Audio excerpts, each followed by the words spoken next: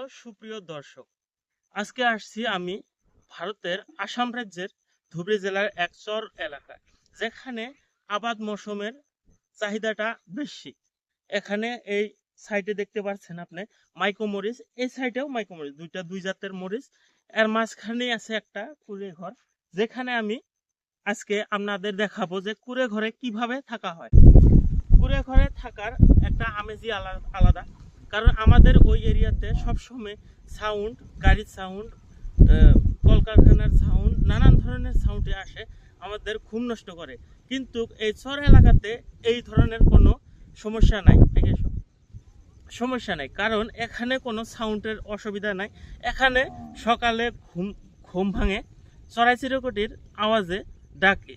এখানে একদম স্তব্ধ একটা পরিবেশ। এখানে কোনো ধরনের আপনার বৈজ্ঞানিক প্রযুক্তির সাথে জড়িত কোনো বস্তু নাই। এখানে হলো মাটির সাথে জড়িত, এখানে মাটির মানুষ, মাটির সাথে জড়িত সব কিছু।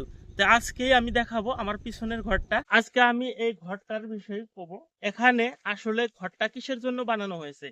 আসল কথা হলো, এই জায়গাতে এই যে আবাদ মৌসুম দেখছেন, এখানে ভুট্টা খেত, এখানে মাইকো মরিচ, নানান ধরনের ইয়ার পিছনেও আছে আবাদ মৌসুম। এই ঘরটা বানানো হয়েছে এই ক্ষেতগুলা পহরা দেওয়ার জন্য।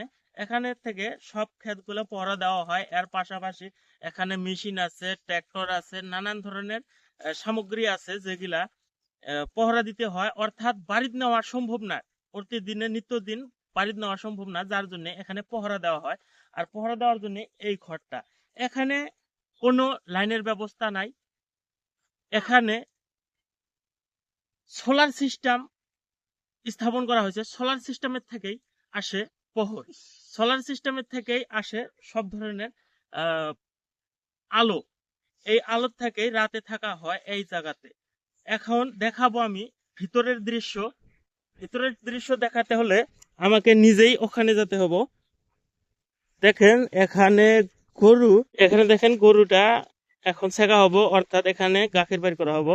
এই বাড়িতে আমি আগেও আসছি, এখনো আসলাম। দেখেন এই জায়গাতে আপনাদের বলছিলাম যে সোলার সিস্টেমটা এই জায়গাতেই রাখা হয়েছে। আমি দেখছি এর ভিতরেও আছে লাইট।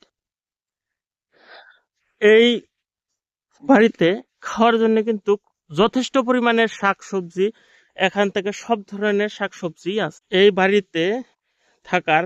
এখানে আরেকটা মানে আবাদ মৌসুম দেখেন, এখানে কিন্তু লাউ গাছ আছে। আমরা জানি যে এই জঙ্গলে কি হবে বা কি ধরনের লাউ ধরবো, এই দেখামু আমি। এখানে লাউ আছে, লাউ প্রচুর পরিমাণে ফলন হবো। দেখেন চারিদিকে খালি ফুল দেখা যাচ্ছে, এই ফুলের থেকে কিন্তু এখানে লাউ হবো। এই জন্যই যেমন এই জায়গাতে থাকা। এখানে দেখেন এক একটা ভুট্টা গাছের সাইজ দেখেন, কত মোটা মোটা ভুট্টা গাছ। এখানে রসুন পেঁয়াজ, মানে যাবতীয় যা লাগে আর কি খাওয়া খরচে, দৈনন্দিন জীবনে যা প্রয়োজন সম্পূর্ণ বস্তুই এখানে উপলব্ধ। এই বাড়ির আমি এখন পুরাপুরি পিছনে আসছি।